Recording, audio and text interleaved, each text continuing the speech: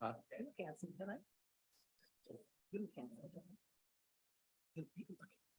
Oh, thank you.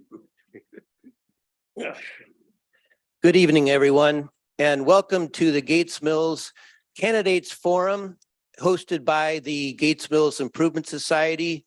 My name is Jim Stafford, and I feel very fortunate to say that I am the Vice President of the Improvement Society. Tonight, we're going to have two brief introductions. First by Steve Szymborski, who is going to be running uncontested for the mayor of Gates Mills, followed by Beth DeCapit, who is also running uncontested for her position that she's had for 15 years, which is phenomenal, the clerk of our village council. So everyone, Steve Szymborski.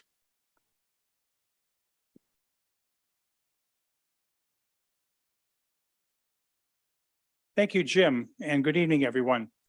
My name is Steve Szymborski. I'm the candidate for mayor, as you've just heard. I appreciate the opportunity to speak with you tonight before the council candidates take center stage in over the next hour and a half. First, I'd like to recognize our current mayor, Karen Schneider. Karen, would you please stand?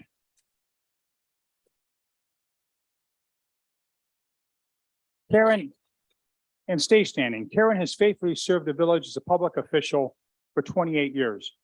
First on council for 20 years, and then the last 8 years as mayor. In this period, the village center has become lively again with dining, coffee, offices, retail, a larger library, a renewed community center, and more public space.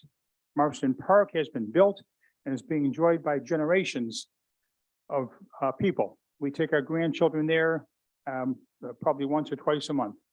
Pickleball has over 50 participants. The village green is alive for Easter egg hunts. It's alive for band concerts, yoga on the weekends, and other activities. The village's financials are in good shape. Our safety forces and service department personnel are trained, equipped, and staffed to attend to the village residents' needs and the emergencies. Karen has accomplished a lot in her 28 years. So thank you, Karen, for your 28 years of stewardship and leadership.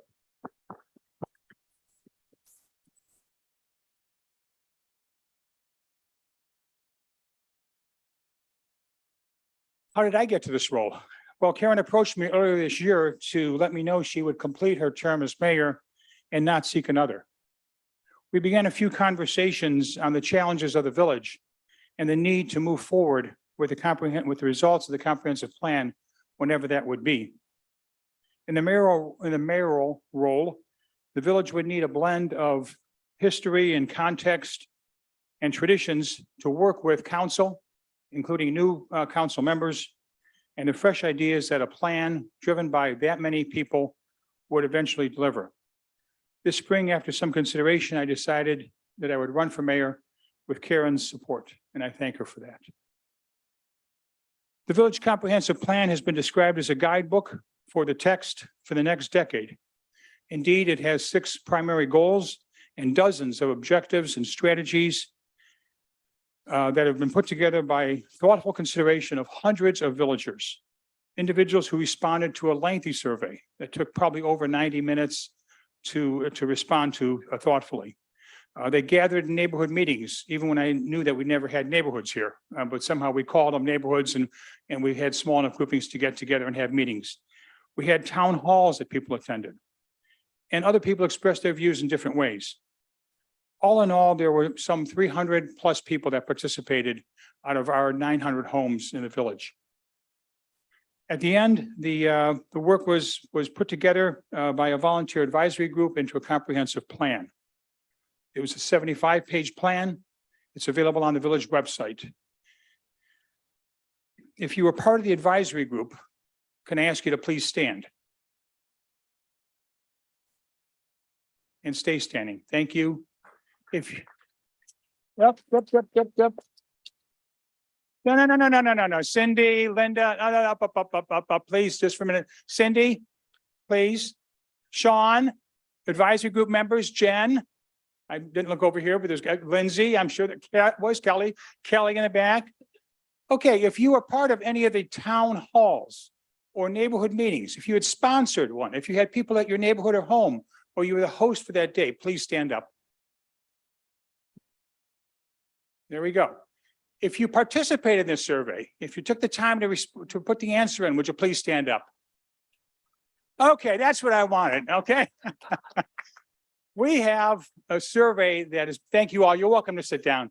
I didn't mean to put you on the spot. But the idea is, the survey has had so many viewpoints. It's been 3 years in the making. It started before COVID. COVID interrupted it. Then it had to get back on track, and it took longer to put it together than we may have wanted or thought. And maybe there were some flaws along the way. But at the end of the day, there are just nuggets of good work in there that we need to do something with. And I'm so pleased that so many people raised their hand or stood up to show that they were involved somehow in giving us that information. But the plan now is the responsibility of council and of the mayor to evaluate and move it forward. We've had it for several months. It's been put together by an outside set of authors under the guidance of the advisory group. But the council and mayor, with enough thoughts from all those groups, need to kind of do something with it. So I'm asking for a 3-month deadline that after council is seated, once the elections happen in November, and we seat the new people, whoever they may be, or all the incumbents again, that by the end of March, we have gone through the plan, every recommendation, every strategy, every objective, and decided what to do with it. Doesn't mean we'll do them all. They may get deferred, they may get postponed, they may get combined, there may be new ones. But we need to move forward and starting putting some action into the plan. That all won't be done overnight. Some of it's already underway. As you know, you can see some of the things already happening in the village, and that's good to see. Other ones will be fun to get into. Another thing I'm going to ask council is how we should best advise the constituents and the citizens of the progress that we're making. How do we still use the advisory group going forward? Do we meet on a 6-month basis and report out? To what extent do we involve the village communities, organizations and the village committees? There's a lot of people with a lot invested in the village, and we don't want the plan to just be the end of their participation. On the more routine things, the day-to-day work of the mayor is to lead the department heads and the personnel in running the village. We have excellent retention of our personnel and staff. They work in collaboration across their different responsibilities. I'll be fortunate to inherit this group of employees to work with over the next several years. Since mid-August, at the invitation of the mayor, I've gotten involved already in starting the transition. I've been involved in the E.M.S. contract renewal with the Mayfield Village, been involved in the fire chief retirement replacement, and selection of the new chief and the new assistant chief and the new captain. Been involved in the traffic camera initiative and many of the outside grants that the village has either applied for or received. I like to think that we're going to try to make this transition smooth as best we can for our employees and for the village residents. So my final note, let me invite you to reach out over the coming weeks and months. I look forward to meeting with more of you, to listening to your points of view, and working with a wide group of people to ensure Gates Mills, as it enters its 3rd century, is the best place to raise a family and live. Thank you.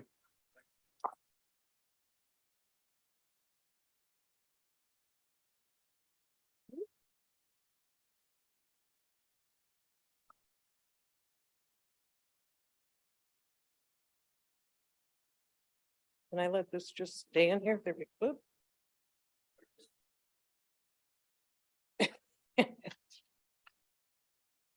Good evening.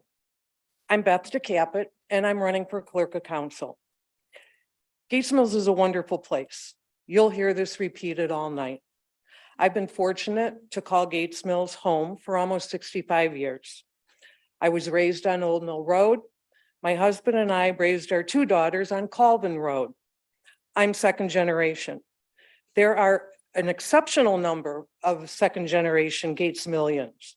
2nd generation, not only in terms of residing here, but in terms of actively serving our community. We've followed our parents' example, and we all offer the unique ability to share history and tradition. Take Jim Stafford. Jim serves on the Improvement Society, Gates Mills Players, Mayfield School Liaison Committee, and more. Jim's mom, Marge, was the Gates Mills tennis instructor extraordinaire, and she was my tennis instructor during Gates Mills camp. And Scott Broom. Scott serves on P&Z, Land Conservancy, and Safety Committee, and is now running for council. Scott's mom, Sally, was our mayor. Clark Langmack.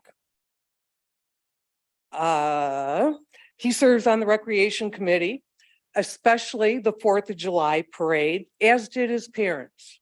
My dad served on P&Z, and here I am running for clerk of council again. I've served as clerk since 2008. My primary responsibility is to attend and keep a record of council meetings. Over the past 21 months, our mayor, 7 council members, treasurer, finance administrator, and department heads have addressed a full plate of challenges, created solutions, and instituted improvements. But as much as I hate to say it, during that same time, the atmosphere at council meetings is stressful, and the dialogue is often destructive rather than constructive, not customary in this wonderful village we live in. It is my hope that my future written record of council meetings will reflect a return to collegial governance. Thank you.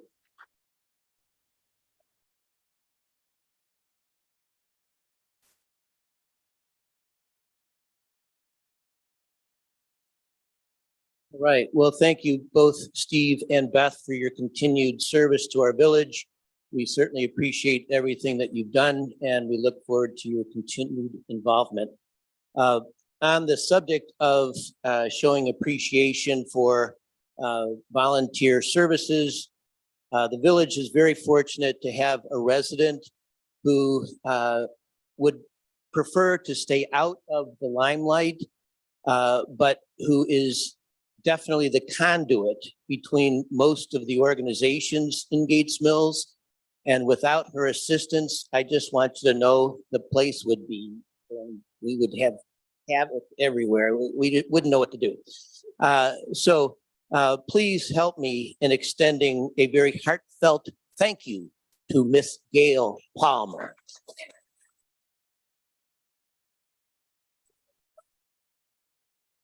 Yeah.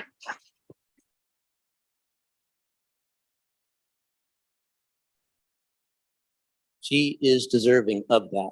Okay, next it is my honor to introduce our moderator, Mr. Mike McIntyre, who is the executive editor of IdeaStream Public Media.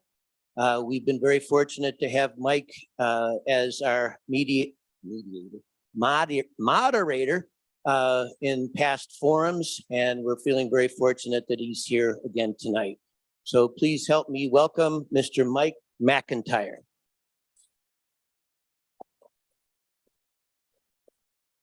Thank you very much. Thank you. I appreciate it. As I've probably told this joke to you before, if you've heard me on the radio, but we haven't met in person, it's okay. I thought I'd be taller too. It's okay.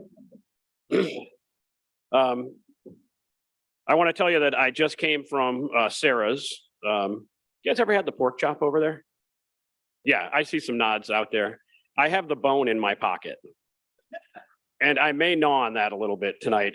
And if I start to fall asleep a little, it's not your words. It's what, 7 pounds of pork, something like that. It was awesome. I appreciate being here because, and I told this to Bob Reitman and Sylvia earlier today, that you don't see this in a lot of communities. You know, whether they're affluent communities or struggling communities, it's difficult to find a situation where people come out in an evening after they've had a day of work and listen to ideas. I mean, it's basically what my stock and trade is. Sound of Ideas is our big program. IdeaStream is the name of our station. But the important thing is you're engaged citizens. And my hope is that you're also civil citizens. And I'm sure that's going to be the case. And the reason I want to point that out is we've got some really great young people here today. I mean, people like under 10 years old. And I'd love it if they ended tonight with a memory of how democracy should work. And really what they're going to remember is how bored they were tonight, right? But they will remember the uncivil moments if we provide those to them. So let's not. Let's have a night where we bore the heck out of the kids and we inform the heck out of each other. That's what we're here for. You guys want to make an informed choice when you vote. Let's get all the questions asked that you want to have asked. Let's do it in a civil way. We can challenge each other in a civil way, but those are the ground rules. And I just want to make sure that everybody's down with that. Okay, are we? Okay, down with that is the cool new lingo. And thank you for the applause. Let's hear that applause one more time. Thank you. Great. All right, I'll give you a quick little ground rule here. We've taken some questions from all of you, and I'm going to sift through some of those as we go out through the evening. We also have some questions that I have for all of you, some that were presented from folks in the village, and I'll kind of sift through those and we'll get through as many as we can. We've got a good amount of time tonight, which is great. We don't always have this kind of a luxury. What I'd like to do is we're going to start by offering each of you 2 minutes to lay out your case. Why should you be elected to council? After that, I will start asking these questions, and we don't have a set of rules that we've agreed to ahead of time, but I think it's fair that we want to get as many questions answered as possible and questions from the audience. So I'm going to ask you candidates to keep your responses brief and thorough. So that means about 90 seconds, I start to get a little antsy. And when we get to 2 minutes, I'm going to take the mic from you. So let's try to get in within that time frame a fair answer to the question that was presented. Each question won't be for everybody. We're not going to do 10 minutes per question. But if it's something that I didn't call on you and you really feel it's important that you say something about that, it's your cause, just give me the hands up and I'll make sure that you get in, okay? We can rebut each other too. If someone says something about someone else on the panel or makes a accusation about your record or anything of that nature, I'll make sure that you get a chance to respond to that. We'll do that throughout most of the program. About 8:45, well, exactly 8:45, we're done with the questions and each of you will have a few minutes at the end to summarize. So if there's a question you didn't get a chance to answer, that's your time. Okay, you'll be able to do that. So we're going to be as fair as possible tonight. We'll get it kicked off. And we'll start that with our opening statements. And we'll start, I think we'll go left to right. That's just, I think this is a random panel of folks. So we'll just go from this direction. And Chip, you're first. Great. Well, thank you, Mike. And please, everyone, introduce yourselves as I haven't had the time to do that. So let us know who you are, what your position is now, and then give me your time. And I won't count that against you. All right. So I'm Chip Allworder. My formal name is J. Allworder, and that's what you'll see on the ballot. I am a current member of council. And I assume that most people here were able to read the candidate's profile that was provided to all of you. So I am excited to run for re-election to council. Why? Well, first, because I'm very positive about our village and passionate about preserving our rural character and natural environment, maintaining, if not enhancing, the village services and amenities, all while maintaining our strong financial health. I've listed a number of areas of focus in my candidate's profile that I believe are important, so I won't repeat them here, but suffice it to say that I believe there is a lot to do to ensure that we keep Gates Mills the special place that it is. I believe I bring strong skills and experience to the role, including financial and operational skills and experience, and a good ability to get things done. And those skills are learned both from my business career and from my 8 years on council. And for those that know me or work with me, they know that I have a very strong work ethic and a very high level of energy that I bring to the task. I think a lot of good things have been accomplished over the past 8 years that I've been on council, and I am proud of my involvement in those accomplishments. The new coffee shop, that was a lot of work over the last year to get that in place that I spearheaded. Marston Park, our prioritized roads program, getting the comprehensive plan developed, getting an additional cell tower underway, among many, many other accomplishments. There's a lot of work that goes into all of that. And I might add that most of those accomplishments would not have happened without the involvement of Sandra Turner, who I am strongly endorsing tonight. Sandra is the epitome of what constitutes a good council person and a vital ally and associate with me on council. You may or may not be aware that I do a lot of things for the village behind the scenes. I don't want credit. I don't try to take credit, but I spend a lot of time. I talk to the mayor virtually every day, and I work closely and collaboratively with not only her, but with members of council to try to reach consensus and get things done. You heard me say work collaboratively, because one of the key things I've learned over my 8 years on council was that we all work best when we work collaboratively. Not that we all need to agree, not that we need to respect each other, but we need to listen to each other and find the common ground to get things done. We are all volunteers, and it is very important that we all work positively together.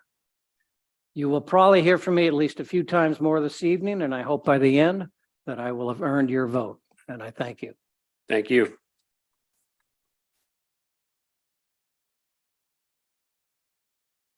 Scott Broom, it's your time. All right, my name is Scott Broom, and I've been in the village for a long time. I live on Battles Road, across the street from the house I grew up in. And I'm running for council because I really do love this place.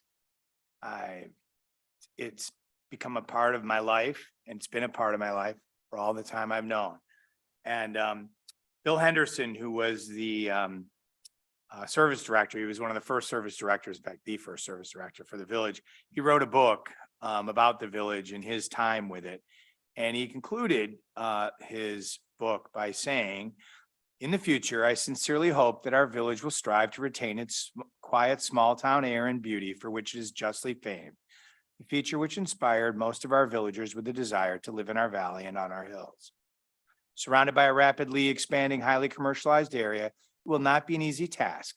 It is well worth the effort needed on the part of all of us to save our small section and to preserve, as well as we can, its peaceful setting, so that even those just passing through our village can share with us a feeling of relaxation and an admiration for its beauty. I couldn't write it better than Mr. Anderson wrote it. We live in a really fantastic place.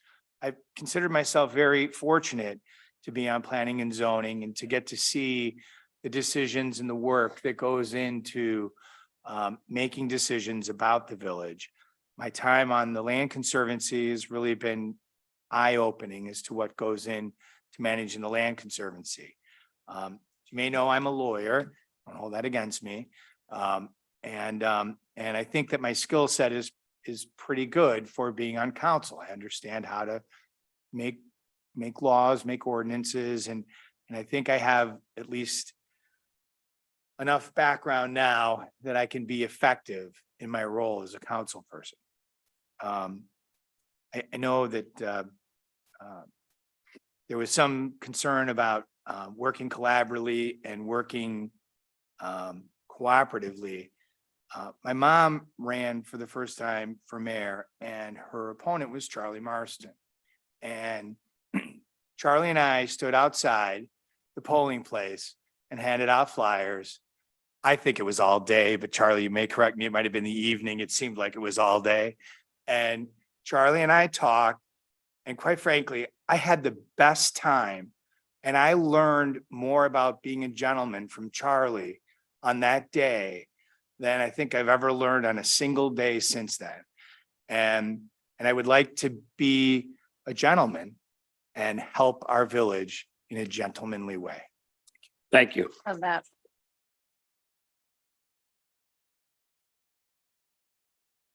I'm going to give you a quick little radio thing that we do sometimes. If I'm on a show and a producer knows that I have very limited time, they do this.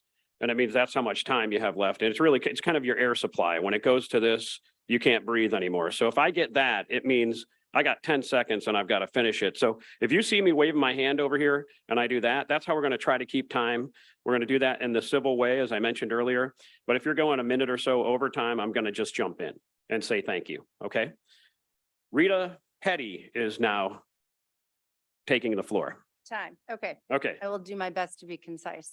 close. First, thank you to the Improvement Society for putting this event on this evening, and thank you to all of you for your time allowing me the opportunity as your local villager and neighbor to tell you why this community means so much to me and what I'd like to do to help continue the betterment and improvement of Gates Mills. The first thing I would like to say, and everyone's talking about collaboration, I am sitting up here in a panel with folks with a lot of experience, a lot of time in this community, that love this community very clearly, that have done so much work and have really impressive backgrounds. So yes, I am probably the new blood up here, but it would be an honor for me to be a part of this council and help give back to this community, because that's really what I want to do. My dad always said, if you want to get something done, ask the busiest girl in the room, she'll raise her hand. And sometimes that is to my fault. I've been a Northeast Ohioer for almost my entire life. My husband and I met and moved around the country. We moved back here from Denver, Colorado 11 years ago to raise our family, our 2 children, AJ, 7, and Frankie, Borovica, 11, St. Francis of Assisi students. I also serve on the board, the school council for St. Francis. I'm a Girl Scout troop leader, definitely a mom first. And I've also been in the high tech world for 20 plus years, where I've spent the majority of my time building large scale relationships with big consulting firms. I think that is definitely a skill set I can bring to the table. Number one, a fresh perspective. And I think that's always really helpful, especially when you add a fresh perspective to the experience that sits here. I think that'll be really helpful. And then the fact that I have spent so much time working on critical issues with teams of people from a lot of different, that have a lot of different views. So I think collaboration is definitely in my back pocket, and I hope to serve you well. So thank you for the time. Thank you.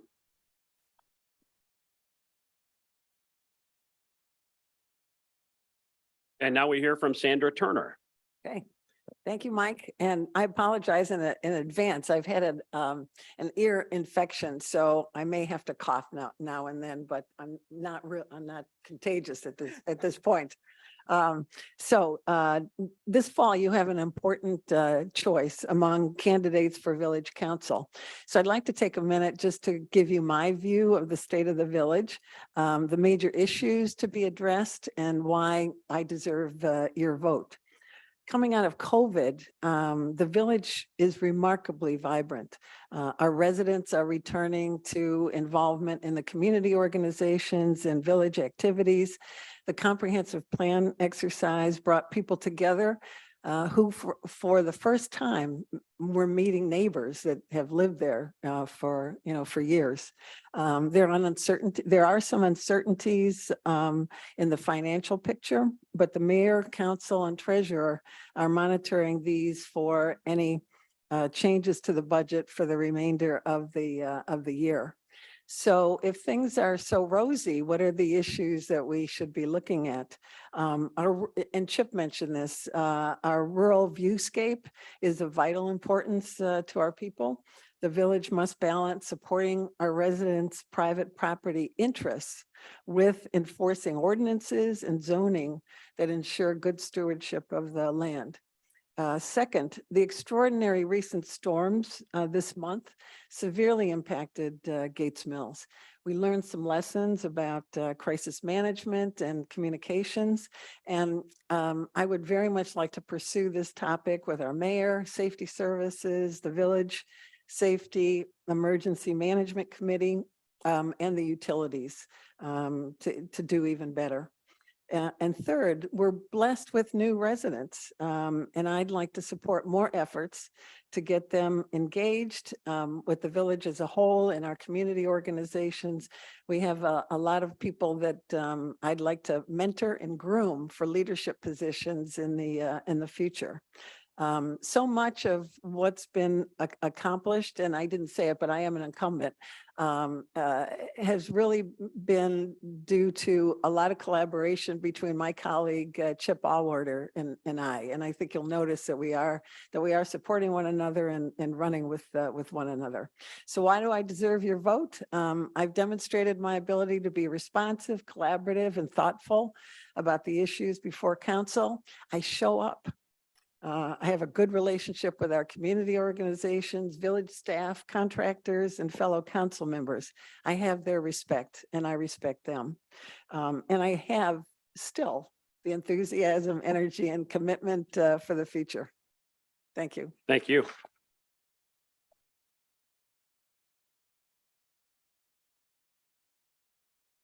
And now, Mr. Edward Welsh. Thank you. It's been my sincere love to represent you the last few years on council, and we've done a lot together. It all started out with one vote I won by first, and I appreciate it very much. Everyone says their vote doesn't count, but it means an awful lot. We've tried to keep the village together. We've done a lot together. Some accomplishments, we detoured 2 village takeovers basically to develop it by developers, including the downtown, where they were putting in condos and, you know, basically making millions on our private little home, which we call our New England village. And we were able to deter those. The Glennis property was one where we were able to stop it so far. The other one was a school board property up on the top of the hill where they were ready to develop and move it on down through the village. So we got through all of those. We saved the downtown together. We basically bought it with the excess funds the village had and stopped all this development, which would, in my opinion, would have destroyed us. So I thank you for the opportunity to represent you. And there's a lot more that we have to do.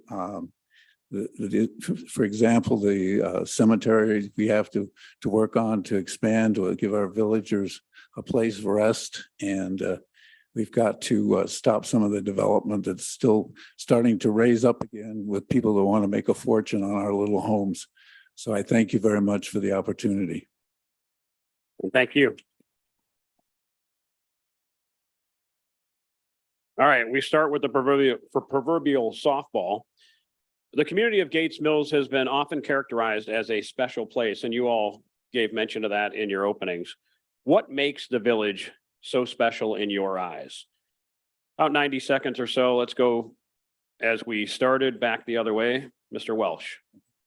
Well, I think if you, the fall is here now and it's coming down, and when you get at the top of Old Mill Hill and you ride down into the village and see the leaves and the beauty of this village and our little New England community, it sets itself apart from basically any place in Ohio that I'm aware of, and maybe a lot of states. And we tried to keep it that way and have our own residents, stay away from trying to tell people what to do with their properties, and, you know, enjoy each other and the community effort we put together. Thank you. Thank you. I would say safety first, and in the comprehensive plan, that was one of the priorities that people mentioned, the safety of our community. I have to also say the volunteerism that's here, that's amazing. All the organizations that we have. Who else has a community theater? For example, I know some communities do, but not all. So the volunteerism is important, and certainly the beauty of our landscape and the proximity to so many retail and businesses, hospital, et cetera. We've got it all. Thank you for that. Rita? Thank you. I'll repeat a lot of that. And the peace, the tranquility, the green space. We have our own Gates Mills Land Conservancy, which is incredibly unique. We're on the historical register. We are a bird sanctuary, and hopefully, if we protect our green spaces, we can keep it that way and continue to flourish. And I agree with Sandra, the safety in the future for the next 20 years to continue it being a safe, convenient, and beautiful place to live. Thank you. Scott?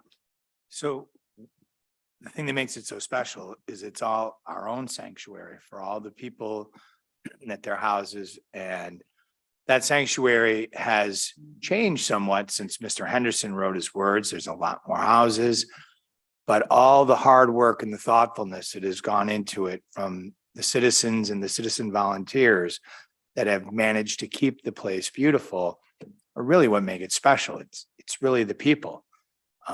And that's what's caused Gates Mills to be Gates Mills. Thank you. And Chip, Well, it's kind of hard to go last and because everybody said all the right things, but to me, it is the natural environment. It is this rural character. It was interesting going through the comprehensive plan to listen to all of the members and all of the residents try to articulate what that really meant. It certainly is the physical aspects and our need to not only preserve it, but work to make sure it stays preserved. I call it Shangri-La because I just find it so beautiful and I take a lot of walks and it is that, but it is so much more than that. There's lots of pretty communities going along the Chagrin Valley, but it is our village. It's our residents. It's our volunteerism. I'm going to put my finger on also our staff. You have to live here a while to realize how special all of our staff members are, the extent to which they do the extra service. Our police, they're there to serve us, to help us. Obviously, they need to enforce and do all of that, and they do a wonderful job. But the whole atmosphere, having worked with everybody in Town Hall for 8 years, it is such a wonderful group, and they are all dedicated to providing service. So it's not just the environment or the natural beauty, it's the people. So I'll leave it Thank with you. that. I'm not sure everyone said all the right things. No one mentioned anything about the moderation of your community forums and candidate forums here. Whatever. All right, we're going to move on, since you mentioned it, Chip, to the comprehensive plan, the 2030 comprehensive plan. It listed and prioritized 6 goals and 21 objectives supporting them. Town hall meeting of about 75 residents agreed with the goals in large part and the objectives and the priorities.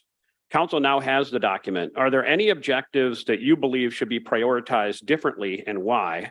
How do you believe council should organize its members so that they can reach a final list of priorities and start actually acting on them? And we'll start with Mr. Broom. Well, so I think the goals and the objectives that are at least the most in debate are, how long do I have, Mike? You have about 90 seconds before I start getting antsy. Have been described as high density housing in the downtown area and any modifications to our current conservation cluster development plans.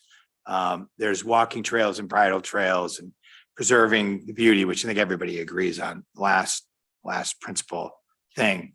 With regard to high density housing in the downtown area, I mean, clearly we have some smaller lots here.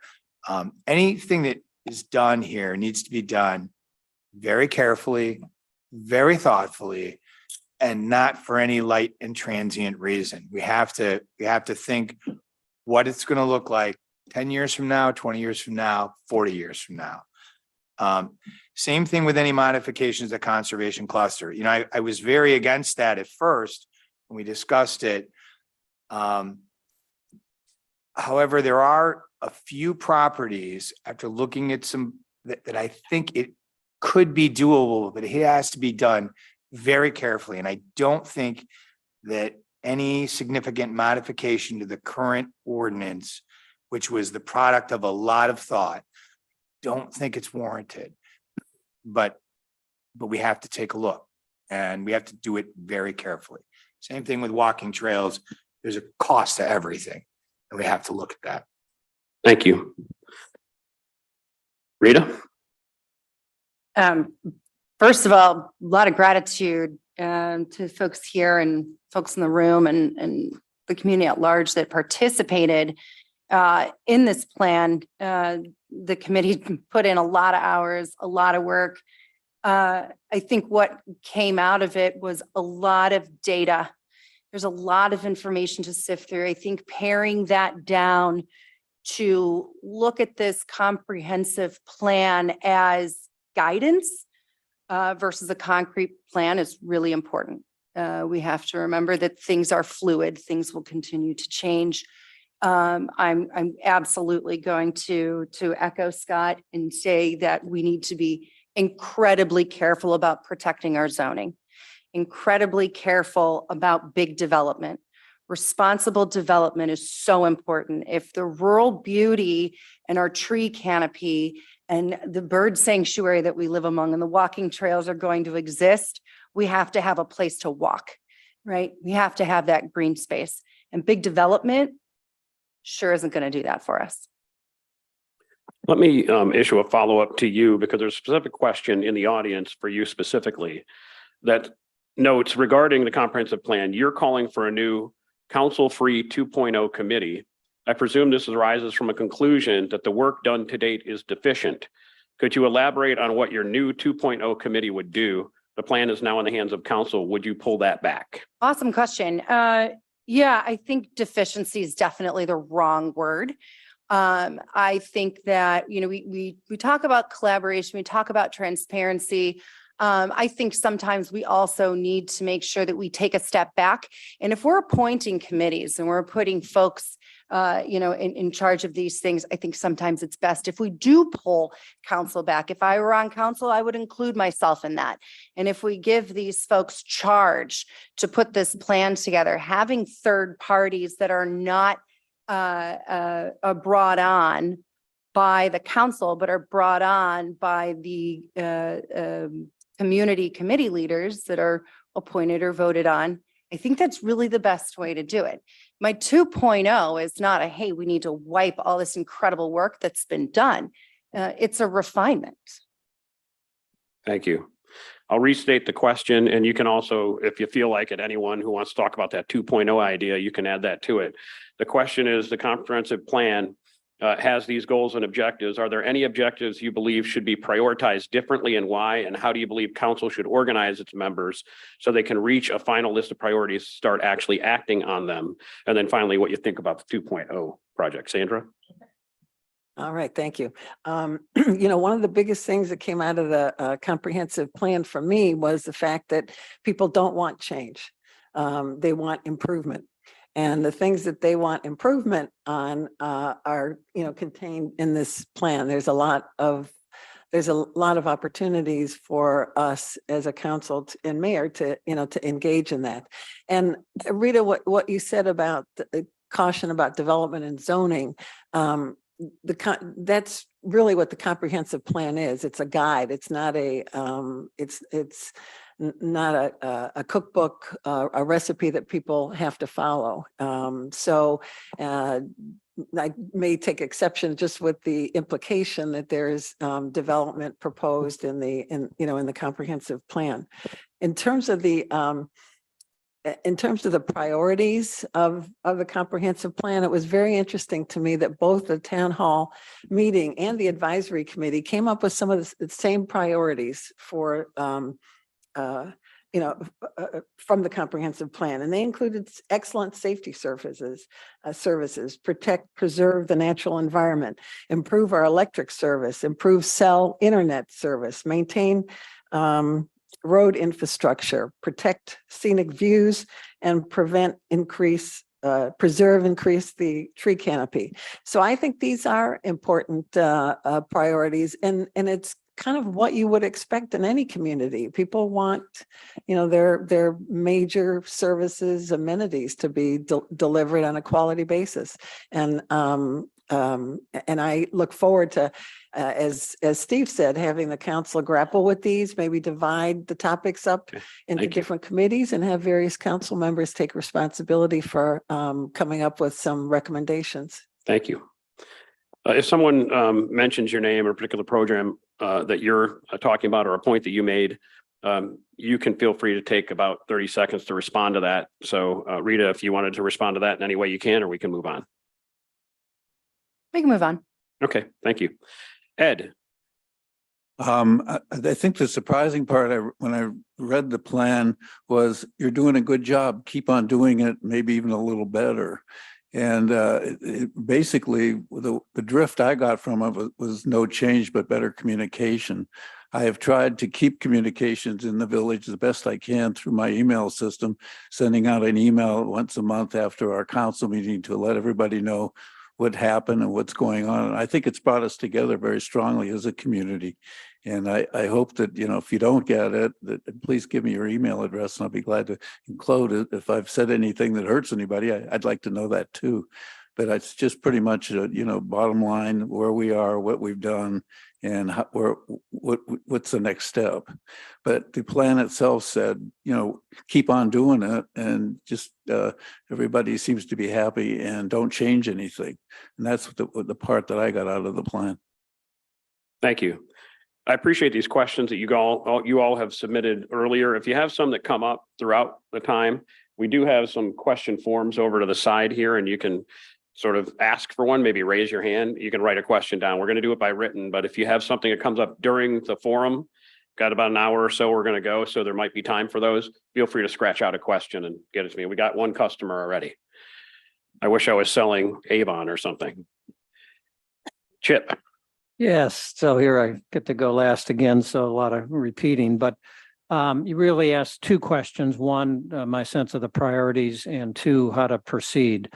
You look at the top 7 priorities, as Sandra said, that were consistent generally between the town hall group and the advisory committee. And I'm not going to quibble with whether one should be number 2 and one should be number 3. I think that's a great, those are some very good priorities. I want to focus on a couple, and one is the phrase viewscapes. That came up a lot during the development of the plan. And the advisory committee was struggling with what that actually meant. And actually, one member of the advisory committee, Rob Galloway, put it, I thought, the best way. So if you can imagine driving north on River Road, coming from Chagrin Falls and Hunting Valley, and you cross over Cedar. As you then drive along River, think about what that viewscape is. It's the fields, it's the open expanse, but then it might be some fences, it might be the trees, it's obviously the houses. There's a whole element of what we all take as our natural beauty. And if we don't watch it, it gets encroached upon. People take down some trees, people don't keep their fences in line, or they change the fence.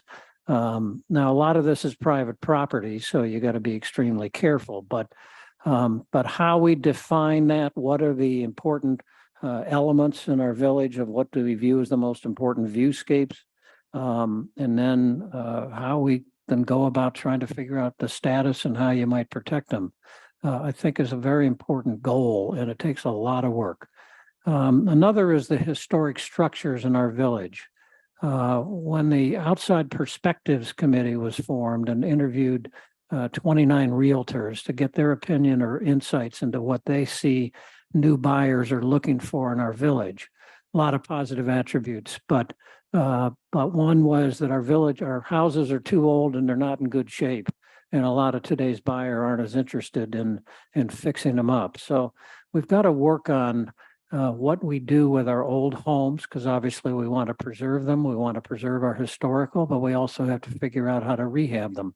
We probably later in this discussion might get on to 640 River Road with our Hollywood set that was up there for several months, because it was a real eye opener to what is our current regs and everything. And a young couple that is really trying to do their best, but a house that was in such horrible state of repair that it just kept crumbling on them. So anyways, those are some things. So I could go on to next Thank you. steps, but Thanks. my time's up. I can't breathe anymore because you Appreciate stripped it. all the oxygen out of me. Yeah, because I did that. I'm so glad my mom sold that 640 River Road, and we need to get that thing going. Real embarrassment. Next question is from our audience. Residents have been paying for trash pickup since 2009, saving the village approximately $300,000 per year in response to the elimination of the estate tax. The village now has a cash balance of $9 million, the highest ever. Should the village resume paying for this basic service? And if no, please explain how the village can justify expenditures, other expenditures, such as an expansion of the bar at Sarah's place and the $80,000 on the comprehensive plan that we talked about earlier. So should the village pick up garbage costs? And we'll start with Sandra. Good, that's a good question. And, you know, I do remember when that changed and council gave it back to the homeowners. That was a very, very contentious and upsetting time. We do have more cash now, and the finances are in generally good shape. We do have some uncertainties though, with a lower income tax coming in this year. Real estate taxes are about the same, and we do have other sources of income. So I do think it's something that we should consider, but at this moment, I would not, I guess, be prepared to make a decision that it should be taken back by the village. Thank you. Rita? I'll reiterate, it was a very, very good question. I'm looking over right now the financial report for 8 months ending August 31st that Mr. Szymborski put together that I think reflects a lot of these questions, not so much the trash. Again, I would agree that I don't think that's something that would be a decision for this evening, but there are a number of things that do need to be considered. One is, EMS services. I believe Mr. Szymborski mentioned this in the last meeting, that we're spending like 40% of this, and we're really acting sometimes as security for schools within Gates Mills, primarily at Gilmore, which sometimes could be seen as an arts and entertainment facility, often renting out their space, having folks there late at night. These are areas where I think we can do better. So I think that it's an interesting opportunity to review trash, but I think there's other things that could also take priority and be some quick fixes for us. Okay, Scott. Well, so, I mean, this really is a question of, can the village afford to do that, to pick it up again? And we have to go back in time, and if you go back to 2011, probably one of the best voices in the village, Bob Reitman, laid out in a tax attack newsletter that he used to do, the fact that the village for the 10 years prior to 2011 averaged about $831,000 a year in revenue from the Ohio state tax. And for the 4 years preceding 2011, averaged almost $1.1 million per year. And that's 25% to 33% of the total revenue to the village. And that trailed off after the estate tax went away on December 31st, 2012. I think in 2014, last number I could find, we got about $390,000, just short of $400,000. So in a way, everyone got a tax decrease. And this is an issue that we really need to think about. We lost a substantial revenue source, and the prior administrations have done a great job managing the finances after that. I mean, and should we reinstate the garbage, the paid for by the village garbage? We need to financially be very careful when we make those decisions, because we're getting far out from that, and we went from a lot to zero. So thank you. Thank you, Chip. Yeah, so I want to offer maybe a little bit of perspective. When I joined council 8 years ago, we first thing we did was a long-range financial plan, and identified that really over the next 5 years, we were going to start to run into more and more of a fiscal challenge. I think that stimulated us to scrutinize that much more our expenditures. We probably skimped on our roads program and not did as much attention as we should have. But over that 4-year period, we improved our cash balance by $500,000. Then in 2019 to 2022, We had a big change in events. Quite frankly, 19 was also looking like a tough year. We entered into 20, COVID hit. And then we had a very, very, very unusual event. And I don't know if it's one taxpayer or a couple, but we received almost $3 million from no more than two individuals who cashed in a lot of stock options or whatever qualified for income tax. And then we had the work from home phenomena during COVID, which a lot of other communities suffered, our neighboring community, Mayfield Village, and we saw a boom in income taxes. So we added $4 million to our cash balances. So since I joined council, we have doubled our cash position to, as you said, over 9 million, actually 9.5. So I do think we need to be very careful. Going forward, we're dealing with what's the after effects of COVID. People are returning to work. We're not seeing that same thing. We're wrestling what's our real income tax revenue line look like. We have a lot of work to do on our roads. It's funny, as a private citizen, you say, no, I mean, if there's extra money, give it back to the residents. I get that. At the same time, we don't want to be imprudent and have to come back later for another increase. So I do think we have to think about whether it's the garbage, whether there's other things that we should do. But I do feel it's time now. We'll have a lot better picture after this year, I think, on the COVID impact. We probably will get some revenue from the traffic camera, although that is obviously for safety reasons. But and so there's a lot to balance. But I think we do need to think about, is there a point at which we give some things back to the voters, Thank to you. the residents, I mean. Appreciate that. Ed?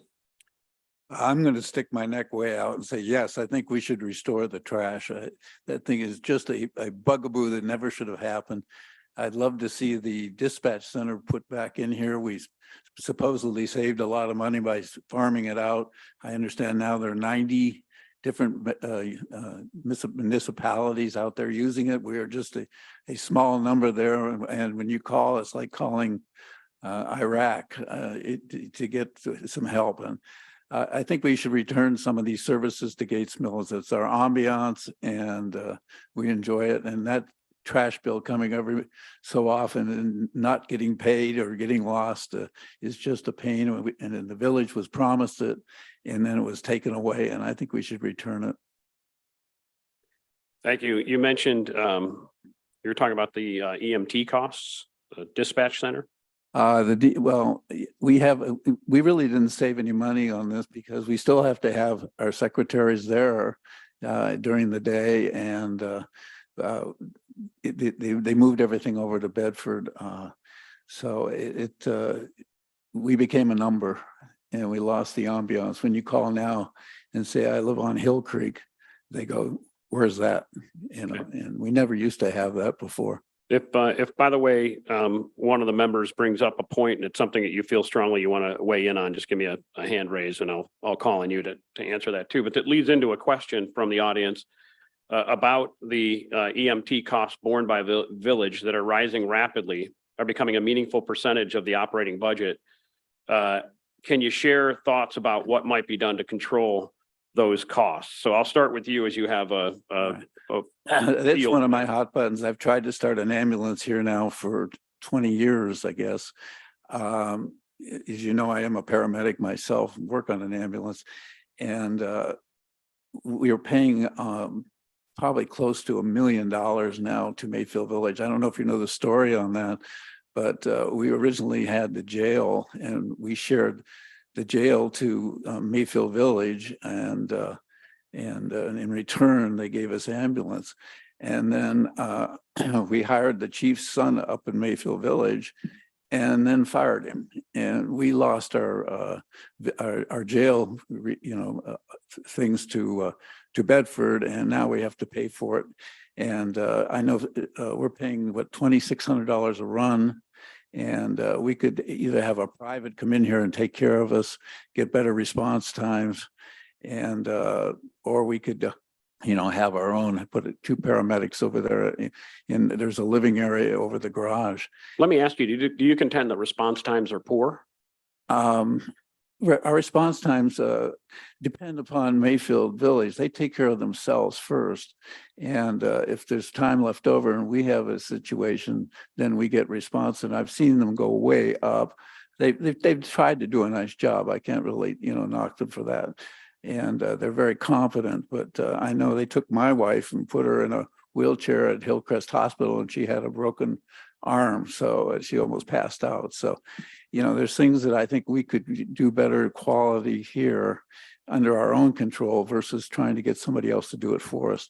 I know we follow Hunting Valley's lead. They pay $3,000 a run over there, but they have less citizens, so they don't get as much activity as we do.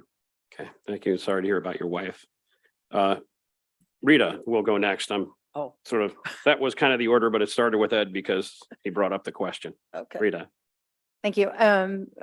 I think I sort of covered off on this in my first response, which is I think we really need to do a little bit of data analysis to understand, where these runs are going, where we're spending our money and our time. I do believe that, there's probably some things that we're covering that likely could be privatized and not covered by city costs. I have heard from residents that I've spoken with that since this was outsourced, that response times are worse. I've also heard from folks who serve this community that the response times are more poor than they were previously. So I think it's something that needs to be explored. Do you think the response times would be better with a private ambulance service as opposed to Mayfield? I'm not an expert on that, so I can't give you that answer, but I know that I'm sure we have folks in this community that are. And I think if I'm elected, that's one of the things I'd like to do is elevate those voices from our community that have those skills and those expertise to come to the table and help us do these types of analyses. Thank you. Scott? Well, so I see really two parts here, the dispatch center and the ambulance service. We've had two instances to use the dispatch center. My wife, one time in Mayfield Heights, just about a month ago, she was a victim of a smash and grab at Lander, Haven and Lander right in front of her, smashed the window out, took her purse out of the vehicle. She called and you almost have to start, where are you? Earth. Okay. North American continent, United States, Ohio, Cuyahoga County. And then the night that we had the big storms, we had a power line down in our front yard and we dialed 911. It says, it's a non-working number. And so I ended up calling the fire department direct and waking somebody up. But on the ambulance service, so I can't speak authoritatively to it, but I think that everything that the village government has done, it does well. And if fiscally it makes sense for us to do it in-house, I think we would do a better job. And there's going to be a point maybe where on a per run basis, the expense gets to be too high and perhaps we're better off doing it ourselves. I echo Ed's sentiment about the dispatch. It used to be you call and we'll have someone right there. It'd be difficult now. So if we could do it ourselves, I think, and we can do it fiscally in a fiscally responsible manner, I think we do a better job doing it ourselves. Is that a big if? I mean, that's a thing to say, if we could do it cheaper, but might be a reason that it's being outsourced. How do you, Just right now, I believe that the people that have made the decisions outsourced have made good decisions. I mean, that I want to say that the village has been run extremely well. And I can't sit down and tell you right now. I'd be lying if I said, it can be done better. I don't know that. But if it gets to the point where fiscally it makes more sense to do it here, then I think we should do it here. Got it. Thank you. Chip. Yeah, when I became the council pro tem this year, I went to each of the council members and asked what they wanted their priorities to be. And Ed was the one to say, well, I think we should look at bringing dispatch back and looking at doing the ambulance service in-house. So I went to our fire chief and talked about the ambulance.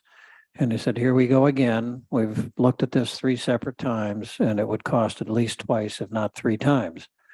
Now, I will say that Mayfield Village is closing that gap every time we negotiate with them. They raise the price. So it's possible that there's a point. So the question for ambulance would be, would we do it for better service, and would it be worth it? It's about $500,000 a year, not $1 million. Chip, can you back off the mic just a little bit? Sorry. Thank you. And it would probably cost us $1 million. And is that much better of a service for an extra $500,000? That's a lot of money. So I'm not sure, but I do agree we have to be very vigilant and keep looking, because the more they raise the rates, the more it could benefit to do it in-house. You do have to be very cooperative and be involved with all the other communities, because you never can cover enough of the emergency service. And so you always have to be able to tap the other communities. So that's another hidden cost in that. The dispatch, I was on a task force looking at how the communities are being charged. I learned a lot about the dispatch technology. It has changed dramatically since we used to do it. The capital cost would be huge to put it in here, have to be manned by 2, if not 3 people 24/7. It probably would cost about 4 times what we currently pay. Yes, they'd know where we are, but the one thing is we're being overcharged the way they allocate the money. Our task force came up with ways to change that, but it's caught up in politics. But there is money coming from the state that's starting to get distributed. They're Thank putting you. a big push on centralized dispatch. So I'm not sure that the economics on that would also be a big cost increase. Thanks. The reason I was asking you to push that mic away from you is sometimes we're not hearing it because you're popping because you're close. So if you keep it a little bit farther away, we're going to be able to hear every word. Okay. And now, Sandra, you've cooled your jets for long enough. Yes, I know you were ready to jump in on that. I It's was your ready. turn now. thought we were going this way. We were not. So this is a passionate issue for me. I think we have excellent safety services. That's what people have said, and we want to continue that. But at the same time, the EMT runs are getting more and more expensive, and the cost keeps escalating. However, the technology, as Chip says, has really escalated in a positive way, and it would be difficult and very expensive to do this, on our own. And I have to say, out of respect for our chiefs, fire chief and safety chief, they have looked at this issue, and they do monitor the response times. And we talk about that at council. So again, out of respect to them and their job and what they do for us, they're helping us take a look at this. I've talked with Steve about, some other issues that maybe can make a difference. For example, a lot of our service department are also firemen. So during the day, they respond. We bring in, if it's after hours or weekend, you have other people coming in who get paid. It's a volunteer group, but they do get paid. However, some of these folks are aging out. We are going to be losing some of our stellar service department people, again, because of retirement. So we need to do some things like recruit new people who live in the village, who would like to volunteer. Maybe have a cadet program for youth to get them interested in safety forces.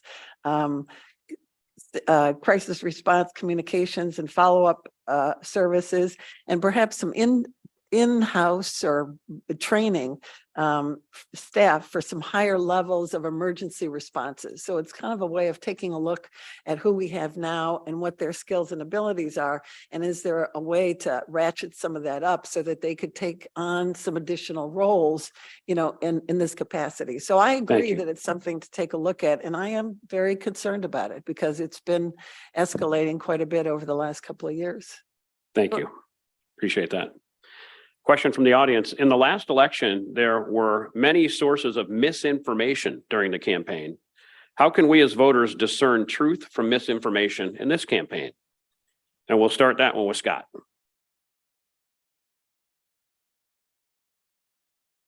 Well, I'm not sure what kind of misinformation there was. So I'm not really sure I can respond to that. If someone's got a question, ask me. I mean, you want to call me? 216-408-6254 and I'll tell you what I think. I mean, I don't, I'm Okay. not really sure how to answer that, Mike. Then it was a perfect question. Rita? And I echo Scott, misinformation is it's a pretty loaded word. I would say we're all talking about being transparent, right? Same thing, my email, my phone number are out there. If there's any questions on how I feel about anything, I am absolutely an open book. Most important thing is that when you're making decisions and you're voting, that you're voting for someone who, shares your ideals. So I will be nothing but honest. Sandra? I do remember in the last campaign hearing from residents about things that were stated by candidates. It certainly didn't ring true with my experience. And so as I shared my own experience, and they had an opportunity to decide kind of what was misinformation or not. But it is hard to distinguish if many residents are on the periphery involved with government, so to speak. And so they hear one thing and don't hear anything else from anybody else. And it's easy to, to believe that. So I don't know. We haven't done much campaigning in terms of literature from any of the candidates so far. So that might be an avenue again, where we can kind of clarify what our views and positions are. And then, if people want to call and ask and challenge some of those things, they can get in touch with us to do that. Thank you. Ed, your literature says you're 6'8" and 26 years old. Is that to be believed? I'm the same age as the president. So what are your thoughts on the question about misinformation? I don't know, like Steve Samborski came in and cleared up a lot of things for us. We were supposedly going broke and everything else. And Steve looked at our books and cranked them and found out that the village is in great economic position right now. So, I'm not aware of anything that was misrepresented. I think there were a lot of misunderstandings, but that's politics. And, I didn't see anything personally that would, would set me off on the, dishonesty part of it or harassment. Thank you. Chip?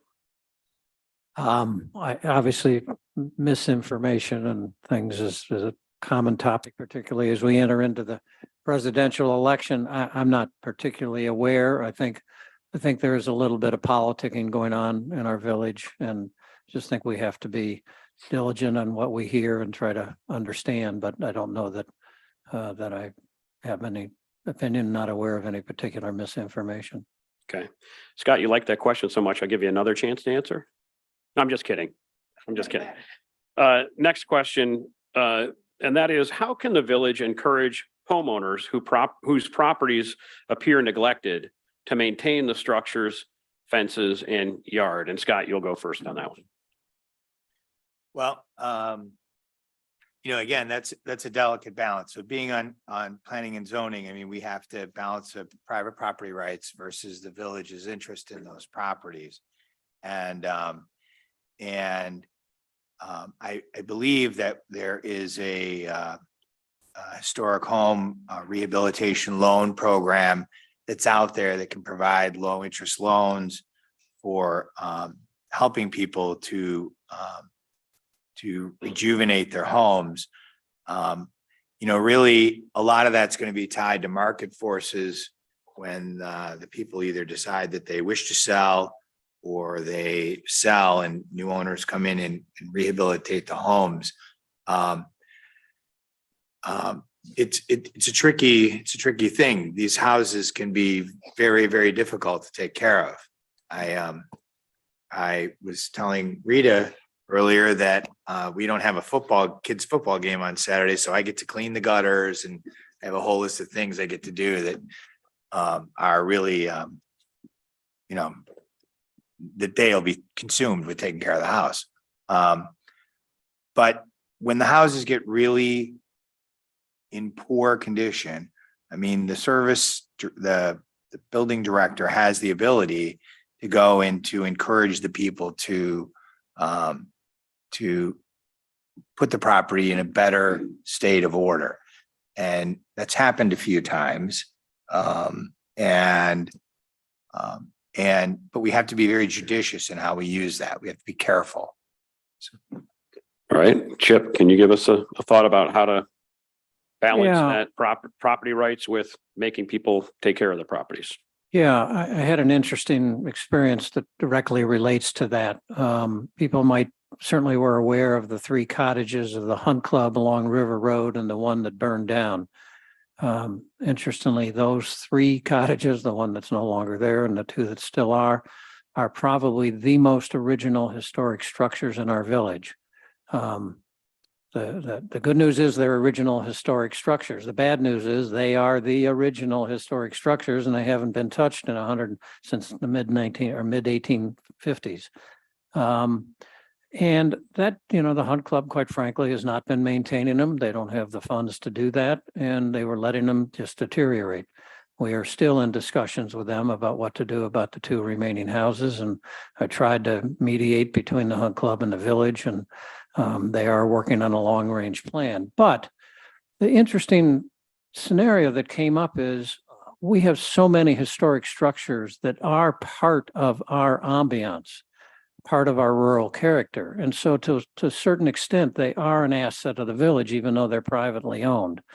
I don't know all of the legal basis, but what I understand is that we could perhaps enhance our ability to identify what's a truly historic home. That would take some work, and perhaps strengthen inspection requirements that if you have a historic asset, you've got to maintain it. You can take a scenario, take one of our beautiful houses on Old Mill, right next to the church. Suppose that the owners, the butlers, are wonderful owners and do a fabulous job of maintaining, but someday they get old, they decide to move away and they just want to rent their house, and then it passes to the next generation and they continue renting it and don't spend any money. And 50 years from now, the house is in such a condition that, oh gosh, we got to tear it down. So there's some balance there, and it's a high priority for me on historic structures and ways that we can try to help people to improve them. But I think we've Thank got you. work to do. Thanks. Ed, any thoughts on that? And by the way, if you don't have a thought, you can pass. That's okay too. I have the same situation behind my home right now where the neighbor is, depreciated everything and never comes out of the house. The septic tank hasn't been cleaned since the 90s. The fence is falling down on my yard. But she's a nice lady and, there's obviously a big problem there, but I don't know what to do on it.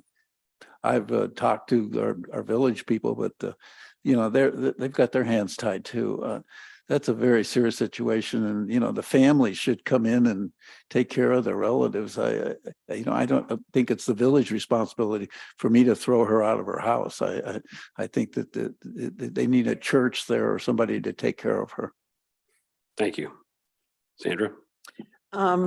It is, I'd agree with the other candidates that it is a delicate issue. And I think the service department, the village has always tried to work with landowners, give them an opportunity to, improve. And even when it gets to a serious point, perhaps like Ed's neighbor, don't tell us where you live or we're going to know who that person is. We're reluctant to move forward with any kind of fine. And on top of that, the village can't fine anyone. If there are egregious infractions, it goes to the prosecutor, and the prosecutor decides whether a charge is going to be brought and what that fine might be. So, but we do have to find a way to deal with this, because if we're talking about the viewscape and we want to maintain that, and then we have some other dilapidated properties, those two don't really go together. The one suggestion or solution that Scott mentioned was the Heritage Home Program, which enables homeowners to make these kind of improvements. You can get a 2% loan, and it's for up to $750,000. Chuck Spear, who's in the audience, would you stand, Chuck? Nope. Coordinates that program. So if any of you are interested, please get in touch with him. Thank you. And Rita. I think there's really two separate issues. One is, historical downtown preservation of historical homes in the village, which is, certainly one instance. Of course, those historical structures are a big part of this community and its history. I know that we have a committee and an architecture committee put together, and I think that we certainly need to make sure that we are continuing to hold homeowners responsible to maintain those structures. I also think that there's another issue, which is outside of the downtown area, right? We need to ensure that those ordinances that we have in place today are being enforced. I personally think as a resident, it's your personal responsibility to yourself and to your street to take care of your home, to keep it up. A concern that I have is, I see neighbors try to sell their homes and they can't because they have a home next door to it that is dilapidated or has construction equipment or shutters or gutters off of the house for over 6 months, or a tarp on the roof for over 6 months. You can't hold your neighbors hostage. We need to do something about that and make sure that we're holding homeowners accountable. I do believe in extenuating circumstances always, but I do think there's personal responsibility there. Thank you. All right, another question from the audience. Bear with me as I try to, excuse me? Oh, no, I've got this one right here. Okay. Bear with me as I try to read it, because sometimes the handwriting doesn't come to me that quickly. In the past year, I found it difficult at times to listen to council meetings when there were those who would talk to fellow council members with a sharp bullying criticism, especially those with differing points of view. It's unproductive, and it goes on with more of that question. But let's talk about the decorum at council meetings and how it's been and what it should be. In your view, either as incumbents who have experienced it or as those who are running to be a part of that body. And Rita, we'll start with you. Well, I have a 7 and an 11-year-old, and I think the first thing that I'd like to do is bring kindergarten rules back to the table. Everybody keeps their hands and feet to themselves. We're respectful. We give everybody a voice to talk. At the end of the day, we're all going to have different views. Everyone who's on council, running for council, is passionate about this village, and I appreciate passion. But it has to come with respect.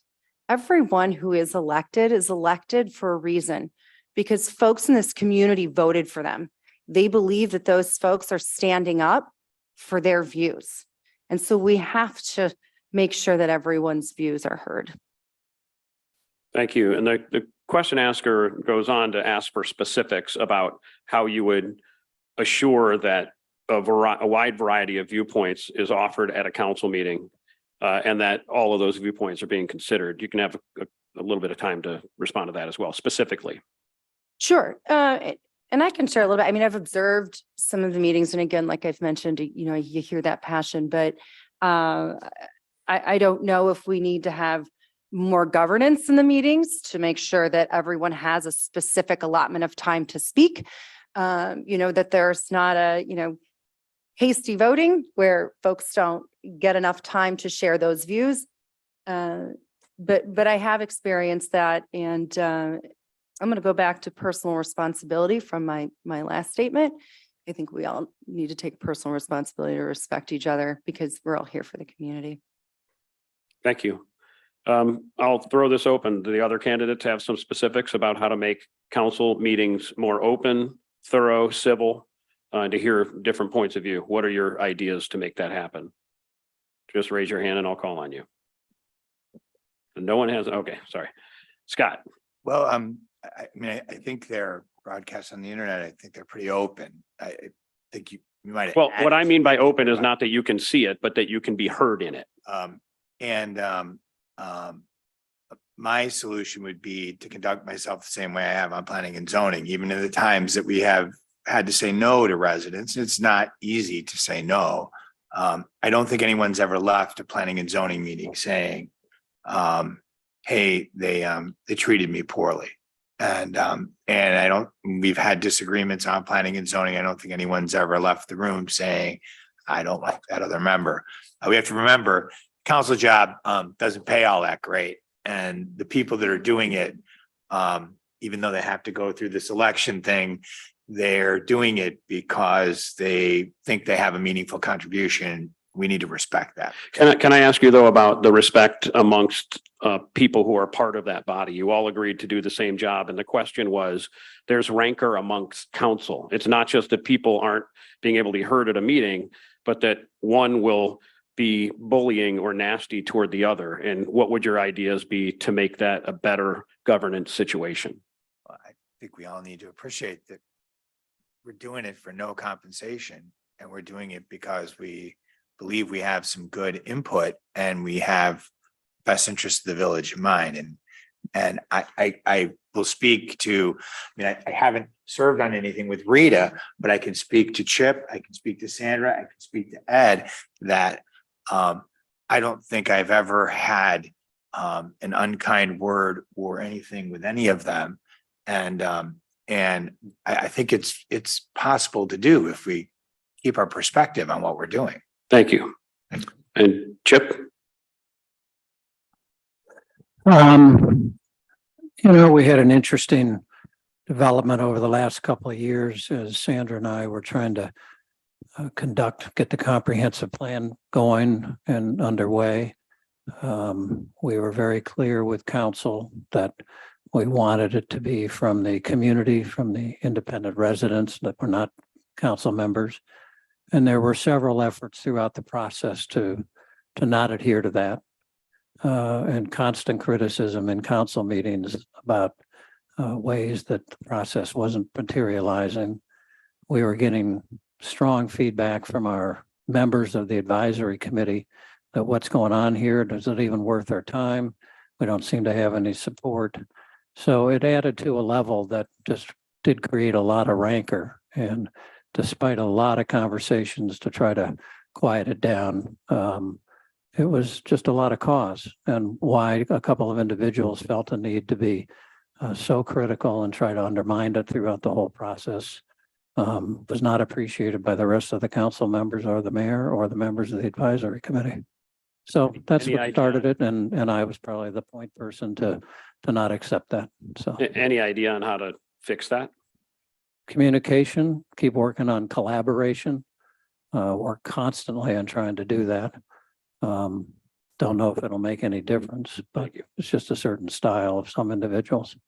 Sandra, you raised your hand. Yeah, I'd like to say that I think it's more than just rancor at the council meetings. It's what goes on outside of the council meetings. Again, between council members or with council members and members of the community or consultants that we're working with, et cetera, that really create distrust among council members. And I think it's at the point where we need some professional intervention, some team building.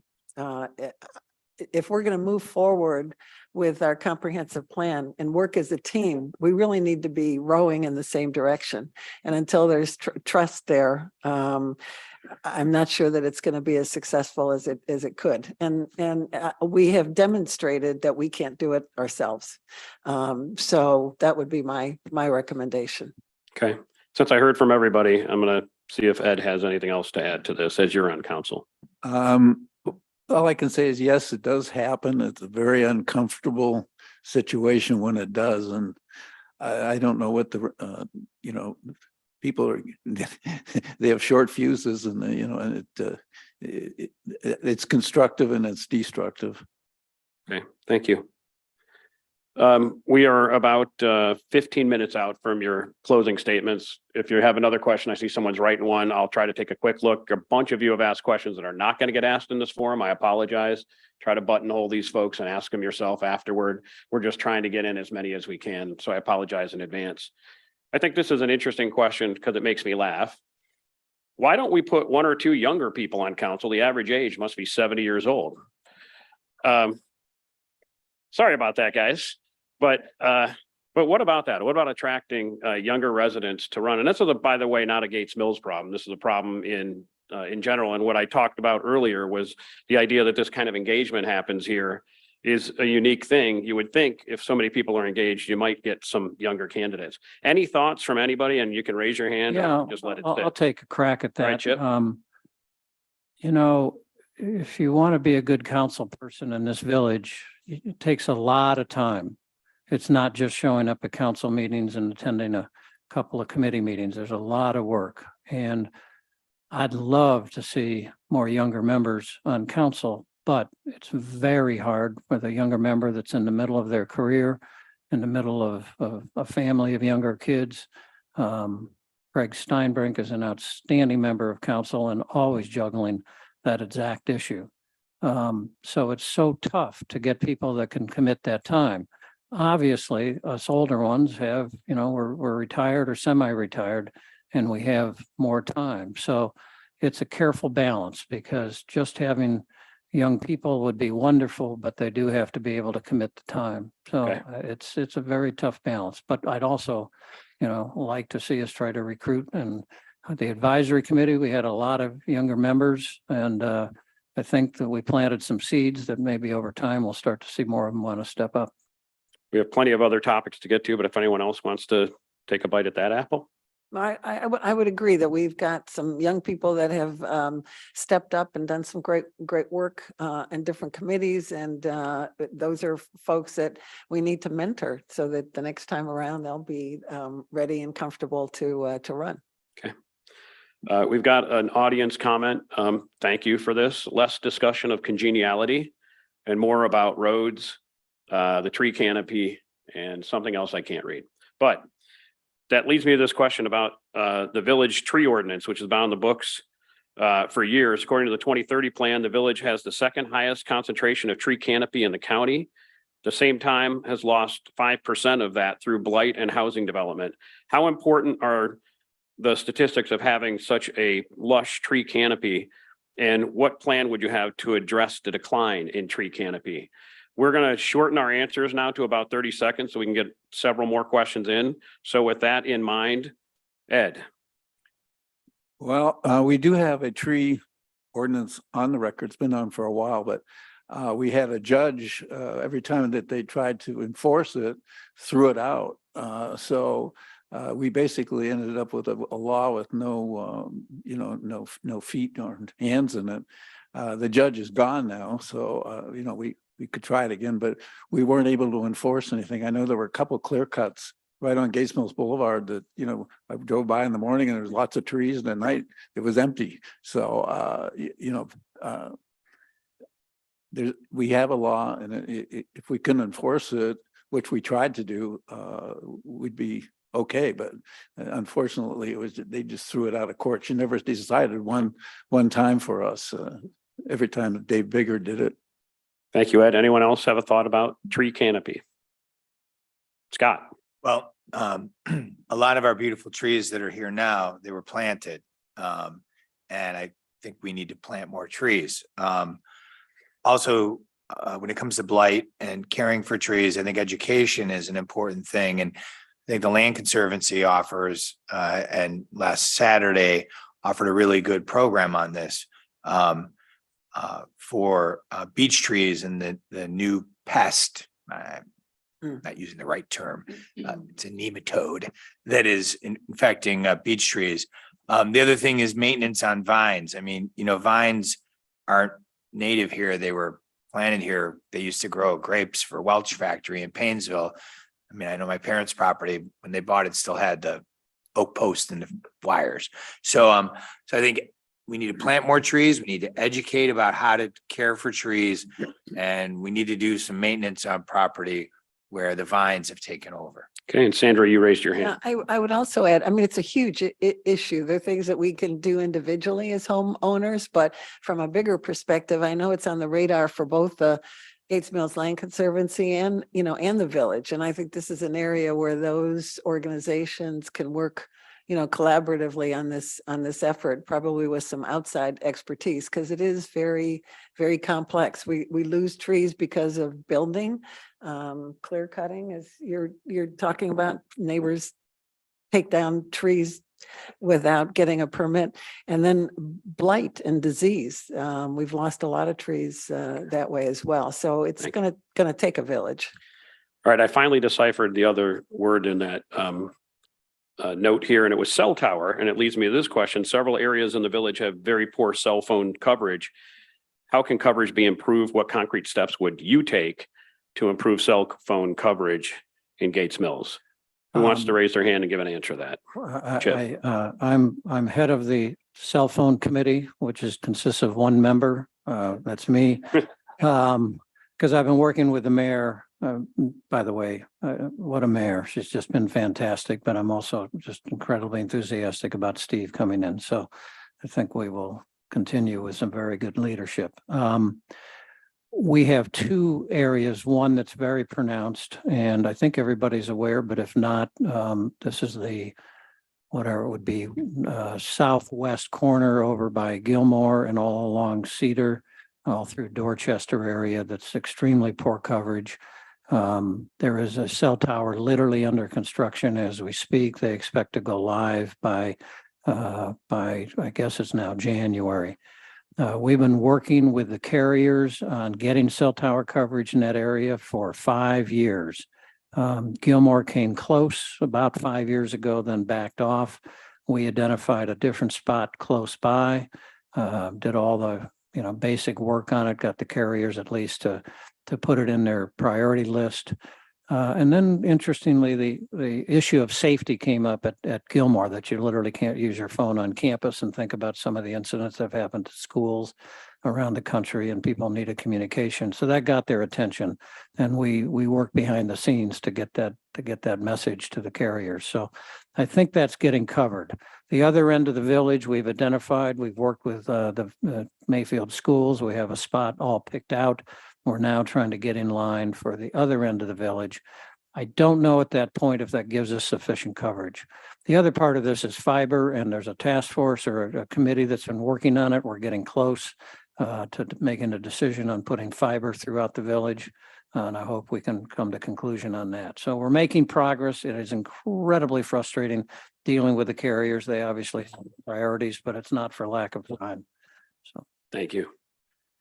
Anybody else? Yes, real quickly, Scott. Chip is exactly correct on everything he said. Okay, that was quick. Thank you. All right. Next question from I our have that on tape recording to use in future conversations. So. next question. And from our I want audience. to share it with my wife too. So that's, yes. Your thoughts on maintaining 5-acre zoning? Thoughts on that? So Sandra. From what we've gotten from the comprehensive plan, people have said keep zoning the way it is. No change.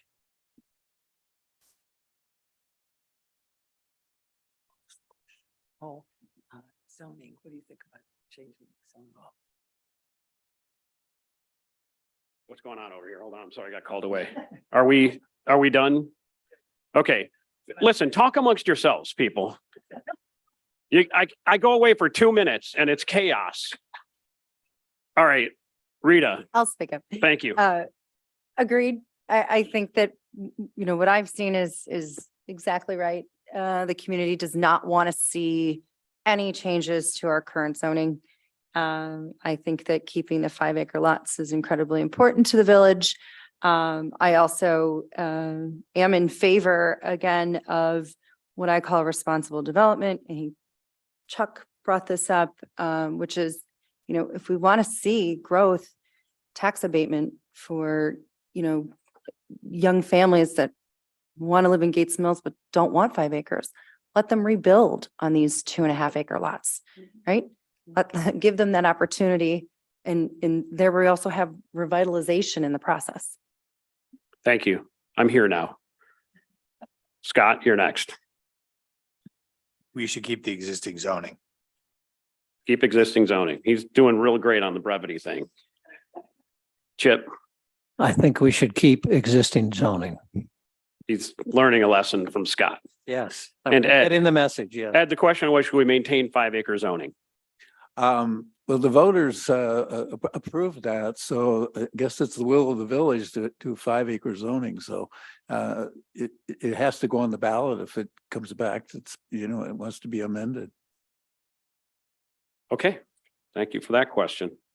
You've actually finally flummoxed me because I'm seeing more questions about 640 River Road. So I think we've asked those. Here's a broad question. I think we're going to make this the last, and then we'll have some closing arguments, and then the presumptive mayor is going to close out our program today.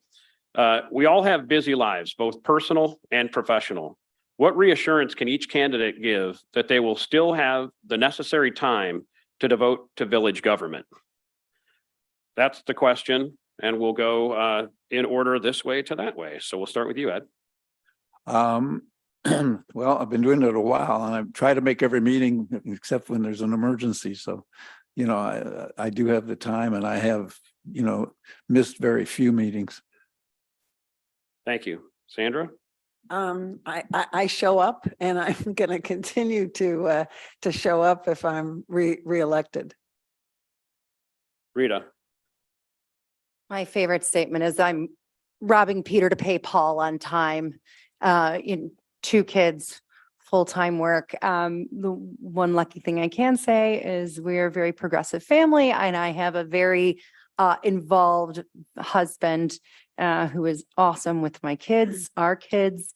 And I always seem to find the time for things that are important to me. And clearly my home is incredibly important to me. Thank you. Scott? Well, my wife's in the back and she agrees that I should do this. And so if I have her commitment, I can pretty much do anything. I've always put my time on planning and zoning first, and even being on P and Z, it's more than showing up. I mean, being a lawyer, I spend sometimes a lot of time trying to figure out if we're going to do the right thing and figuring out how to make the record when we save the record. That's always been my number one extracurricular activity priority. It's the time I put it on planning and zoning. I would do the same thing for council. Thank you. Thank you. And Chip? I probably spend 15 to 20 hours a week on council matters. I do it because I love it and I see the results, and I fully intend, if I get reelected, to keep that same pace. And I bring a lot of energy to it, and I find the time. Thank you. All right, we're going to go now to our sort of closing statement. You get up to 3 minutes. You don't have to take it all, but you can. I'm just going to pick in random order, not down the line. And so I apologize if you're first or last and didn't like that, but that's just going to be the way it goes. And again, you have about 3 minutes. I'll keep a timer. Same deal, kind of take a look at me, and I'll start saying thank you when you get close to the end. So don't take 5. All right. And let's go ahead and start with Rita. Again, I want to start with thank you again for time and attention tonight. Thank you for those that gave me the opportunity to put myself on the ballot, share my thoughts. Again, we talked about time. I'm here because I care. I care very much about our community. I care very much about the home for myself, my husband, my kids. My 3 highest priorities are preserving our green space, ensuring that we do have transparency and collaboration, and we're including the community, and ensuring that whatever we're doing on council is driven by what the community wants. And so whatever I can do to solicit those opinions and those thoughts from the community, I will absolutely do it. Safety again is also my 3rd highest priority, and that's the safety of our villagers and also our villagers' property. We're really blessed to have the service men and women that we do, and our police and fire. And, I would absolutely partner with them to make sure that we continue to to keep this a safe and healthy community. Thank you all. Thank you. And this is a good time too, just to remind you that if there are issues that weren't raised as questions, this is a time for you to be able to bring that up in your 3 minutes in your summation. And we'll go now with Scott. So you asked a question before about the age of the people on council, and I think quite frankly, in addition to time, it's the experience being around. And I've been around and doing planning and zoning and being around the village for a long time. And I think I've developed a pretty good pulse of the community and a pretty good pulse of the government and a pretty good pulse of what goes on here and what needs to go on to keep the place the way it is and to make it better. And that just doesn't happen overnight. Maybe if you're Craig, it happens overnight, but he's kind of Superman. So I think I'm ready to do this, and quite frankly, I'm pretty excited about it. And I think I can bring a view of the village from before, presently, and for the future that will keep the place the way that I'd like it to be, and the way I'd like it to be for my boys if someday they want to live here, which I hope. And so I'm excited for this chapter of my life, and I hope you'll let me be part of it. Thanks. Thank you. Sandra? So hopefully this evening you've had an opportunity to get to know the candidates a little bit more, their views, demeanor, and knowledge of the village and its operations to be able to make some good decisions. I feel that my accomplishments through collaboration demonstrate my ability to make a positive difference, and these include the success of the conservation levy that passed 2 years ago with a higher majority than at any other time. Co-manager of the comprehensive plan, new resident socials, orientation for new council members, Addie's coffee shop, and hi-fi remote water sensor program that we brought to the village. So those are some examples. So I look for your support for another 4-year term.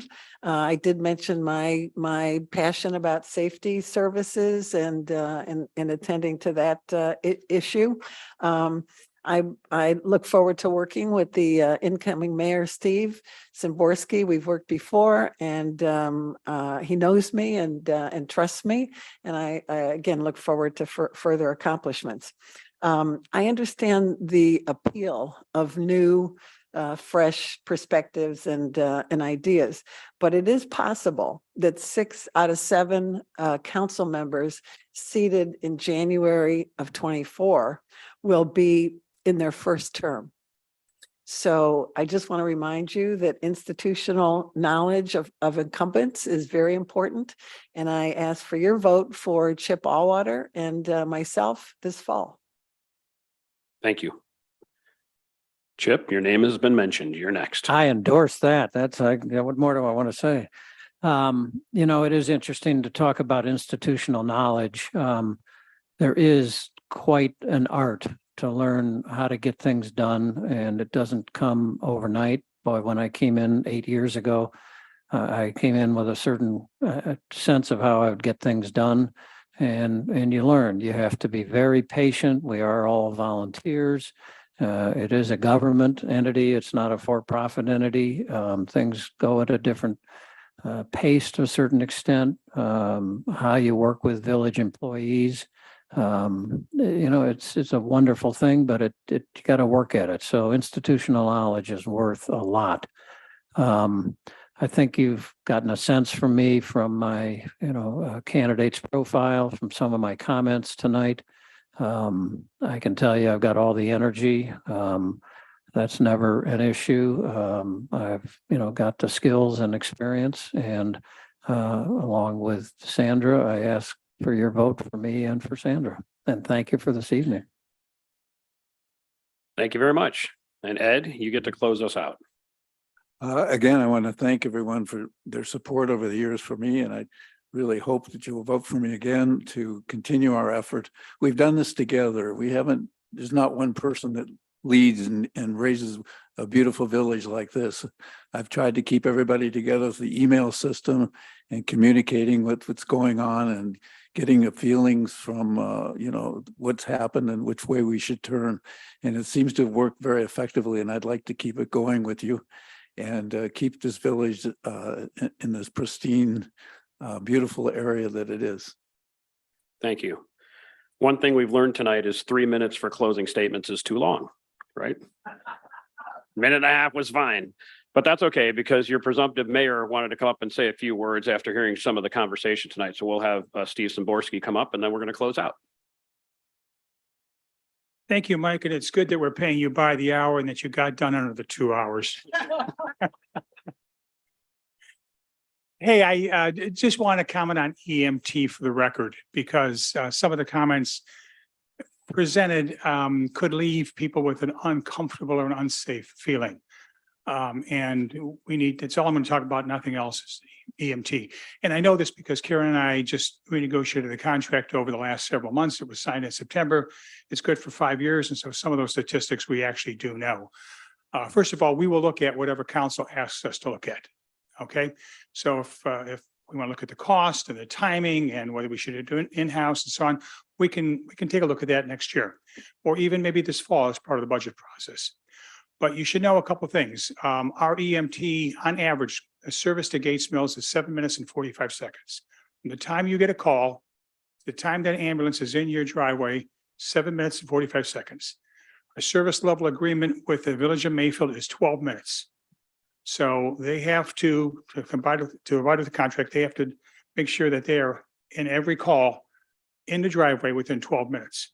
And the average that we have had so far for this year, Chief Robinson did it, and our new chief is sitting there. He can check this with the files that tell him left behind is under 8 minutes. So people are not being left behind. They're not being ignored. Maybe a call gets dropped. I'm not aware of any of those. I don't manage the day-to-day operations of it. But generally, when the call goes in, you can count on the EMS being there. Now, you can also count on the police cruiser being there quicker than that, because all of our police and firemen and women are equipped to handle basic calls. They're not EMT technicians, they're not certified first responders, they're not paramedics, but they have equipment in the car, defib and other kinds of equipment to get there. So most likely, if you call, there will be someone there within a matter of a couple minutes. It's probably going to be the police, and the EMS should be behind them in a matter of 4 or 5 minutes. In terms of the issue of cost, the volumes of people using EMT services this year has grown 40%. We entered the year with 180 calls on average the last 4 years. Each call is $2,200. Our budget was 180 calls times $2,200 is $375,000 or something like that.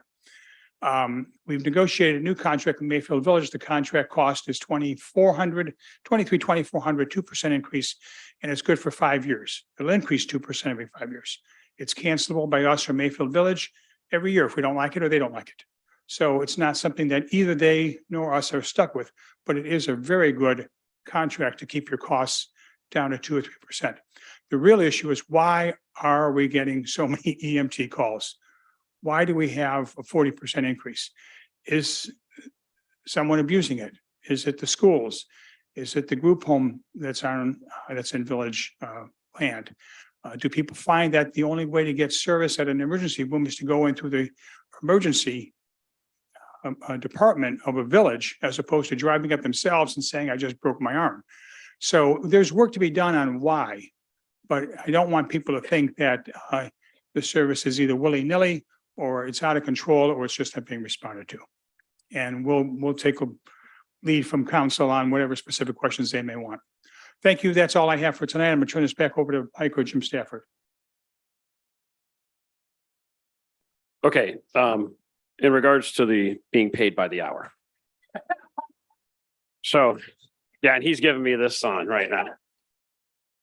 I've got an oxygen tank, my friend. It's called a microphone. Is it Mr. Marsden that I walked in? Yeah, Mr. Marsden surreptitiously handed me a little envelope when I came in here. It felt very, very back room. But I'm sure inside is contained a check, and I'll guarantee you that it goes to my favorite charity, which is IdeaStream Public Media. That's where I'm the executive editor. I'll make my pitch now. We're here to build strength in communities, to cover the news thoroughly, to give you some entertainment as well as some information. Check us out. You can go to ideastream.org online. You can download our app. It's the IdeaStream app. It's awesome. And if you can get it, maybe not down here, right in this area, but 89.7, and if you're over on the west side, 104.9 are ways that you can listen to us. Or what I do is I say, Alexa, play NPR, and it plays the station for me. So all of that to say, I'm not getting any money from this, all right? That'll be it for me tonight. And were you going to close it? Okay. I want to say thank you, everybody, for having me here. It's always great to be a guest in your town, and I appreciate it.